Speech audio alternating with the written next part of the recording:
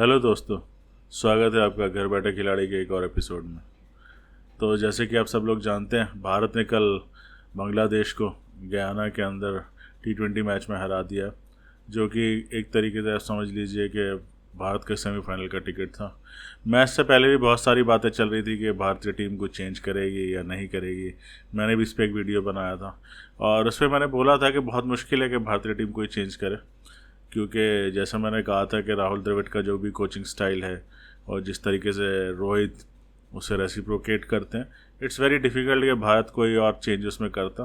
तो भारत उसी टीम के साथ गया। टॉस हुआ, टॉस बांग्लादेश ने जीता। बांग्लादेश ने इंडिया को बैटिंग करने के लिए बोल दिया।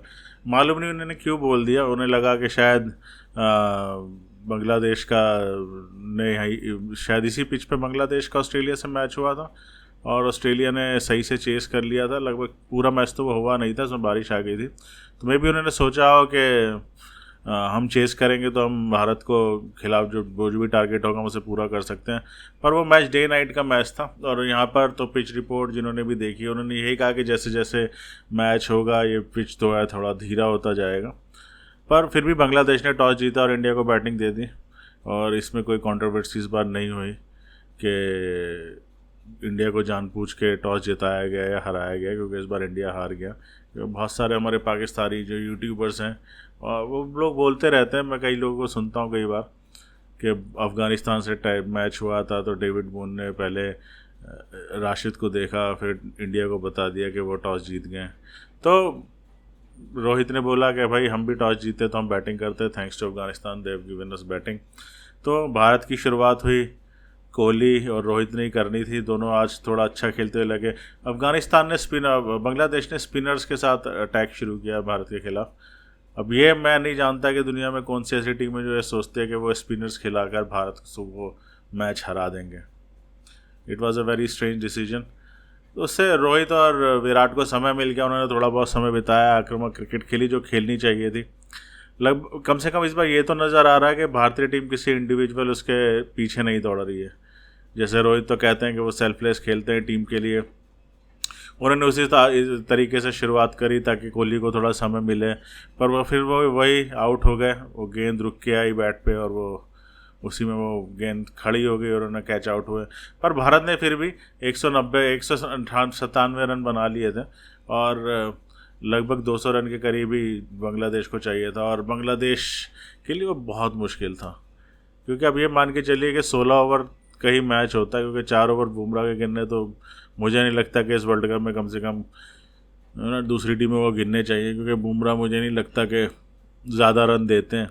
इस मैच में उन्होंने 11 की 12 रन दिए, उसमें से भी 1-2 चौके थे, कन्नों से लग के गए। पिछले मैच में तो 2 चौके थे ऐसे। तो भारत ने ये मैच ख़त्म कर दिया। बांग्लादेश कहीं भी नहीं लगा कि वो मैच जीतना चाहता है। उनका लक्ष्य शायद यही था कि हमें किसी तरीके से 20 ओवर पूरे खेलने। उन्होंने वो 20 ओवर पूरे खेले। कुलदीप की गेंदें उन्हें समझ में नहीं आई। सिर्फ 2 ही लोग थे उसमें टीम में जिन्होंने पहले कुलदीप को खेला हुआ था, एक साकिब और एक उनका जो एक और प्लेयर था कोई, पर वो भी ज़्यादा आक्रामक होने के चक्कर में कुलदीप को विकेट दे के चले गए। तो स्ट्रेटेजी मुझे तो आज तक बांग्लादेश की समझ नहीं आई है। अब बहुत हो गया, एक बार भारत 2007 में उनसे हार गया था और पिछले कुछ मैचेस में वो T20 में क्लोज जाता है। और T20 में तो बहुत सारी टीमें क्लोज जाती हैं, पर ज़बरदस्ती के एक राइवलरी बताना और के भारत को बहुत वो तंग करते हैं, ये सब बातें मुझे लगता है सिर्फ एक मीडिया टेंशन होती है। क्योंकि देखिए, अपने दिन पे तो कोई भी टीम किसी ना किसी भी टीम को हरा देगी, पर एक होता है कि टीम स्ट्रेंथ क्या है, उसकी कैपेसिटी कितनी है, कितना एक्सपीरियंस है, जो इंडिविजुअल है वो कैसे हैं, उनकी क्या फॉर्म्स हैं।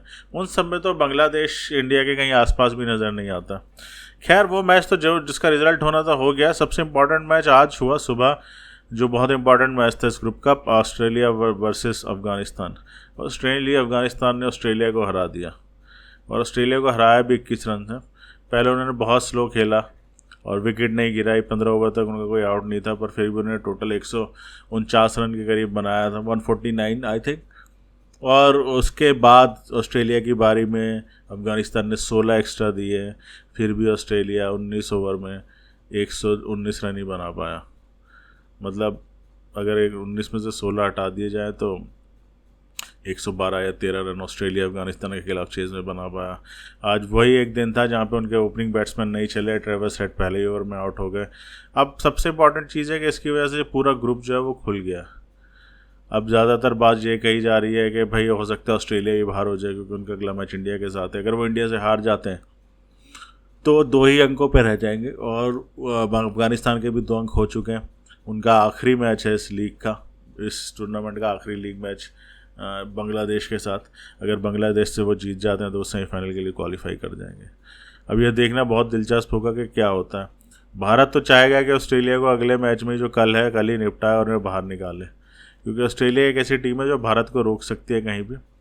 और तो भारत के किसी भी टीम के खिलाफ वो अच्छा कर सकते हैं, और भारत के खिलाफ तो वो करते ही आए। हमने उनसे कई सारे फाइनल्स हारे हैं रिसेंटली, तो अगर मौका मिलेगा तो भारत चाहेगा कि वो जाए।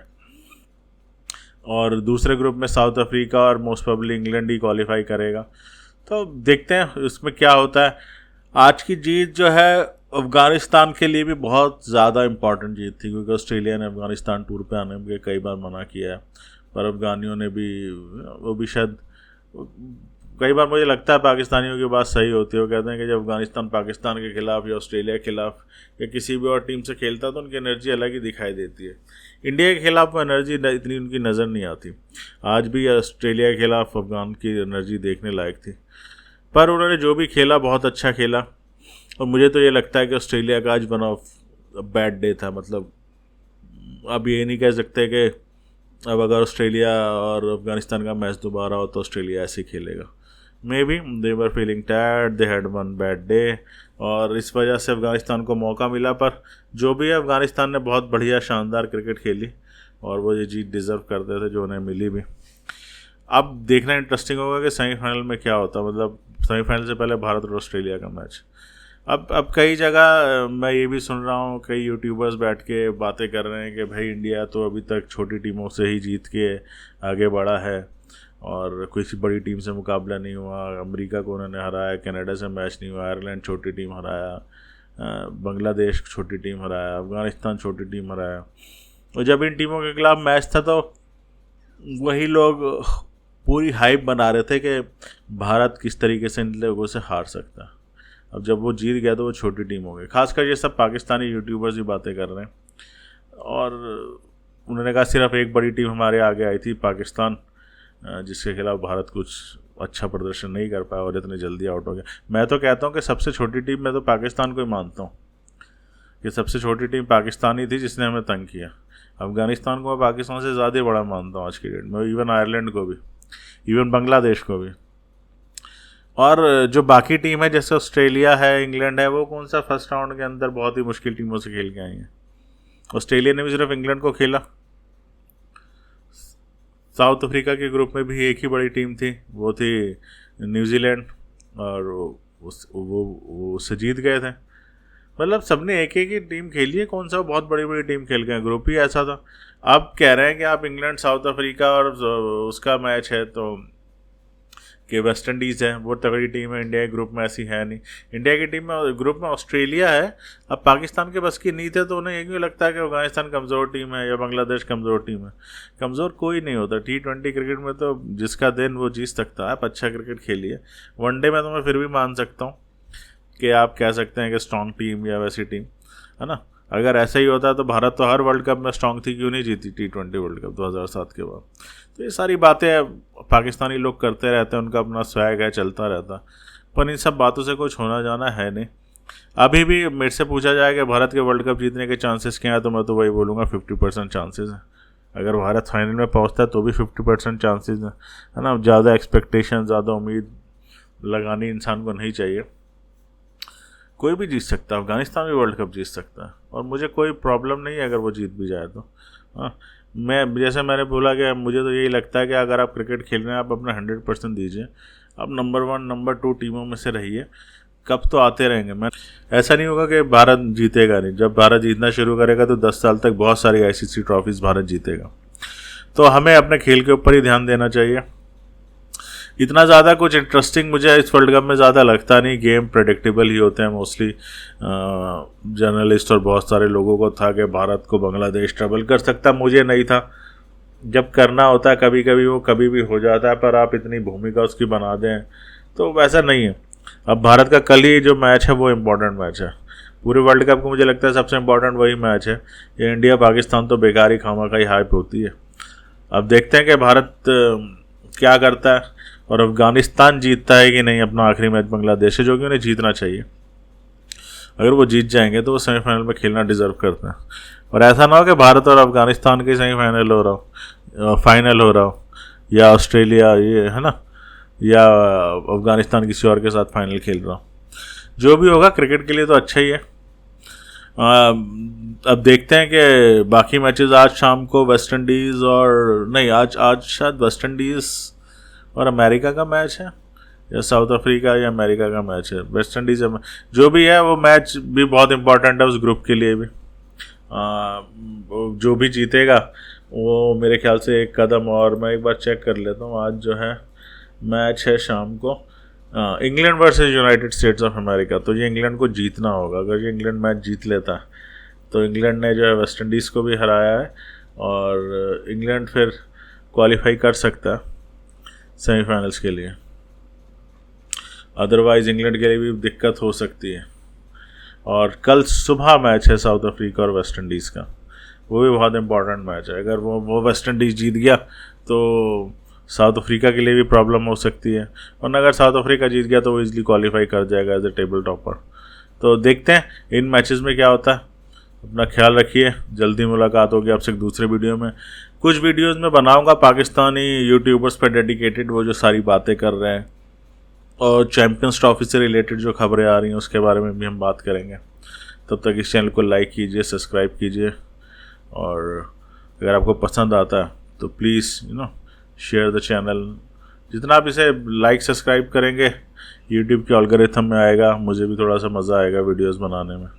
अभी तो मैं काफ़ी आलस कर जाता हूँ, पर I wanted to make good content, good videos, specially on cricket and good discussion. तो आप लोगों का सपोर्ट भी बहुत ज़रूरी है। Please like the channel 000। इसके अंदर और भी चीज़ें, like if you are interested in books, इसमें आपको बुक्स रिव्यूज़ भी मिल जाएंगे, इसमें आपको व्लॉग्स भी मिलेंगे इस चैनल पर। इसमें हम कुछ पॉलिटिकल डिस्कशंस वगैरह भी करते हैं जो अब आने वाले समय में देखेंगे और भी। और अगर आप कॉमिक्स के ही फ़ैन हैं तो मैं आपको भी रिकमेंड करूँगा, या नीचे आपको वो एक वीडियो दिखेगा। अगर आप कॉमिक्स पसंद करते हैं तो उस वीडियो को जाके देखिए। अपना ख्याल रखिए, जल्दी मुलाकात होगी आपसे घर बैठे खिलाड़ी के किसी और एपिसोड में। Bye bye, take care.